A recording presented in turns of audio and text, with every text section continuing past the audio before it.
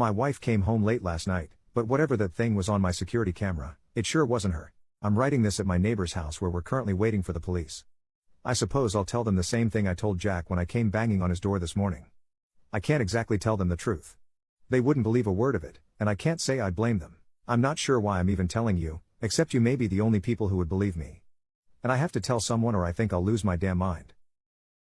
For context, my house sits on a good amount of land that sits next to a large open field to the left of it. There's a few acres of trees beyond the field. A small forest, as my wife likes to say. Our closest neighbor, Jack, lives about a mile and a half down the road, so we pretty much have the space all to ourselves. Our own little pocket of paradise. Beautiful and safe. Well, that's how I used to think of it. Now I don't feel safe here. Not at all. It's tainted to me now, and I don't know what to do. I've never seen anything like this before. If anyone reading this has ever been in a similar situation, or possibly knows what it could be and most importantly, what I can do, please reach out. Last spring Michelle, my wife, thought it would be a good idea to get one of those doorbell cameras. We'd had some things go missing as well as some minor destruction on our property. Nothing too serious. Just a few broken flower pots and some missing lawn ornaments. I tried to tell her it was probably some teenagers from town, just finding something exciting to do, but she wouldn't hear of it. She didn't care about the flower pots or lawn ornaments that much, but she didn't want the situation to escalate into a home invasion. I thought that was a little dramatic, but I knew when to keep my mouth shut. So we bought the camera and I installed it the same day, right up by our porch lights so that we could get a view of the front door and as much of the front of our property in the shot as possible. After 2 days we finally solved the mystery of the missing lawn decor. You probably already figured it out. If you guessed 2 raccoons you'd be dead on. It was kinda hilarious watching them scooping up my wife's solar garden lights, and carrying them off on 2 legs.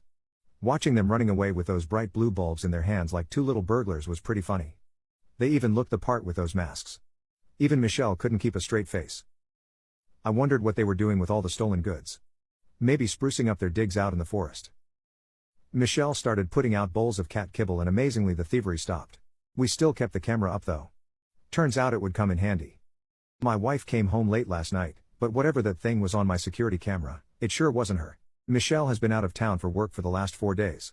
She was supposed to be home last night around dinner, but called to tell me the plane had been delayed and she wouldn't be home until 4 a.m. or later.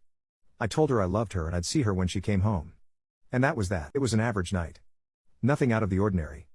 I straightened up the house so she wouldn't come home to a disaster. I made some soup for dinner, and fed the cat. After, me and Mona curled up on the couch together, me watching TV while she purred on my chest. I went to sleep around 2 a.m. I'd only slept a little over an hour before I was woken up by an alert on my phone. A notification for the security camera. Now it wasn't unusual to get an alert, especially late at night. It was always some little critter, a fox or raccoon. But I grabbed my phone off my nightstand to check anyway. It was well after 2, and my immediate thought was that Michelle had gotten home earlier than she thought she would. I laid there listening for the sound of Michelle letting herself in, but it never came. Only silence. I groaned, figuring she'd forgotten her keys. Wouldn't be the first time. She was notorious for leaving them behind. Probably forgot them at the hotel or airport. I didn't jump right up to check though, as I still hadn't heard her knock. So I opened the app, and pulled up the live feed. Michelle was standing on the front porch, just staring at the door. I sat up, about to go let her in, when something stopped me. It was her face. She was smiling. Not just any smile, but one that I'd never seen before. A weird, thin-lipped grin, that stretched the width of her face. Like someone trying to show off all of their teeth. She stayed that way for a long moment, like a creepy mannequin. After a minute her lips slowly puckered out into a pout, as though she were an upset toddler.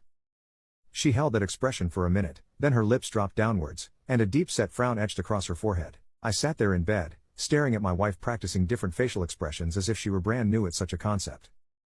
It was bizarre and a little unsettling. She continued to go through each movement, seeming to take her time with each one. Smile. Pout. Frown. Repeat. After watching her for nearly 15 minutes, I finally recovered from my shock and confusion and pressed the intercom. "Babe. What on earth are you doing?" I said. Her head snapped towards the camera, looking up at it with wide eyes.